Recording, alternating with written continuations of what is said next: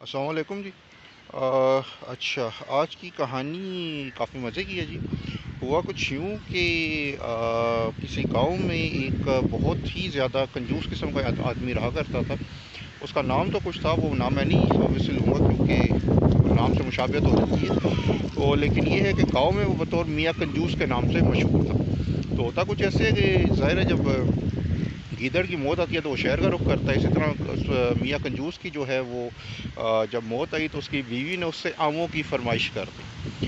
اب ایک کافی عرصے کے بعد اس کی بیوی نے فرمائش کی، اور فرمائی بھی ذرا بیوی نے کی تھی، کسی اور نے کی نہیں تھی۔ تو اب وہ بیچارہ چاروں نہ چار اس نے جو جمع پونجی رکھی ہوئی تھی صندوق میں سے، وہ تھوڑے سے پیسے نکالے بڑی زبردستی اور جیب میں ڈالے، اور جناب اس نے شہر کا رخ کیا کہ چلو کچھ اچھی کوالٹی کے جو آم ہیں وہ آج بیوی کو کھلائی جائے۔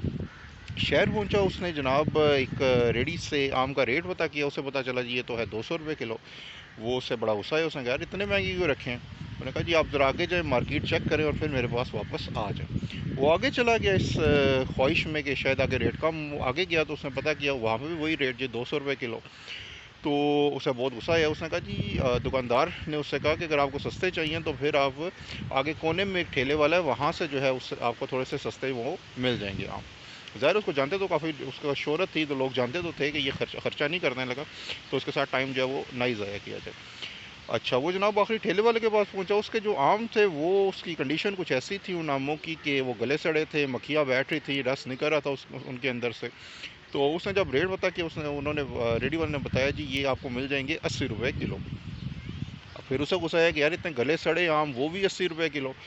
تو اس نے بھی اسے یہ مشورہ دیا کہ اگر آپ کو مفت میں چاہیے ہیں تو پھر آگے ایک کنواں ہے، کنویں کے اوپر ایک درخت ہے آم کا، تو وہاں پہ چلے جائیں اور فری میں توڑ لیں، پھر یہی ہو سکتا ہے، اس کے علاوہ تو کوئی حل نہیں ہے۔ یہ سن کے جناب میاں کنجوس صاحب ان کی تو لاٹری نکل آئی، انہوں نے کہا چلو جی آم فری میں مل جائیں گے تو بڑی اچھی بات ہے، بچت ہو جائے گی، پیسے واپس صندوق میں اسی جگہ رکھ دوں گا جہاں سے نکال کے لائے۔ تو وہ جناب درخت پہ چڑھ گئے، اب چڑھے تو صحیح، ایک دو آم انہوں نے توڑ بھی لیے، ایک دم سے کچھ ایسا ہوا کہ ان کا پاؤں پھسلا اور وہ سیدھا جناب دھڑم سے کنویں کے اندر، کیونکہ جو درخت تھا وہ بالکل کنویں کے اوپر تھا۔ اب کنواں تھا تو خوش تھا، بچت تو ان کی ہو گئی، لیکن جیسے وہ اٹھے کپڑے شپڑے انہوں نے جھاڑے، تھوڑا اپنے آپ کو سنبھالا، تو اب انہیں پتہ چلا جی کہ جی اب میں اوپر کیسے چڑھوں، اور کنواں تو کافی جو ہے وہ گہرا تھا۔ تو انہوں نے شور مچانا شروع کر دیا، چیخنا چلانا شروع کر دیا۔ وہاں سے ایک گدھا گاڑی والا گزرا، تو اسے جو ہے وہ چیخنے چلانے کی جب آواز آئی تو اس نے جھانک کے دیکھا تو جناب ایک بندہ ہے جو کہ مدد کے لیے پکارا، اسے ترس آ گیا، اس نے ایک رسا سا لٹکایا، اپنی گدھا گاڑی میں سے لیا اور اسے پکڑ کے اوپر کھینچنے کی کوشش جیسے ہی کی تو وہ بھی اس کے ساتھ دھڑام سے نیچے گر گیا۔ اور اب جناب سچویشن ایسی تھی کہ دونوں میاں کنجوس صاحب بھی اور گدھا گاڑی والا بھی وہ جناب کنویں کے اندر سے آوازیں لگا رہے تھے، چیخ چلا رہے تھے کہ جی ہمیں بچایا جائے۔ تو اسی دوران وہی جو ٹھیلے والا آخری ٹھیلے والا تھا آم والا، اس تک یہ آوازیں پہنچی تو وہ جناب ان کے پاس آیا اور اس نے کہا جی کیا ماجرا ہے، کیا مسئلہ ہوا ہے؟ تو انہوں نے بتایا کہ یار اس طریقے سے یہ آم کے چکر میں گرا اور میں اس کے چکر میں نیچے گر گیا ہوں، تو اب ہمیں جو ہے وہ مدد کرو، نکالو۔ تو آم والے نے کہا ٹھیک ہے جی نکال تو میں دیتا ہوں آپ کو، لیکن اس پہ خرچہ ہوگا اور 100 روپے فی بندے کے حساب سے میں نکالوں گا۔ اب اس ٹائم ظاہر ہے وہ دونوں کر کچھ نہیں سکتے تھے، وہ مان گئے۔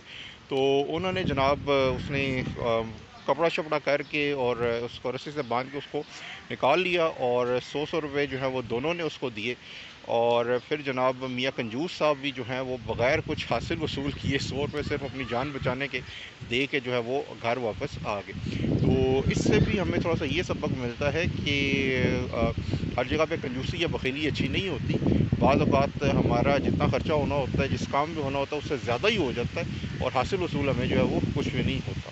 تو اس چیز کا ہمیں تھوڑا سا خیال رکھنا چاہیے۔ شکریہ۔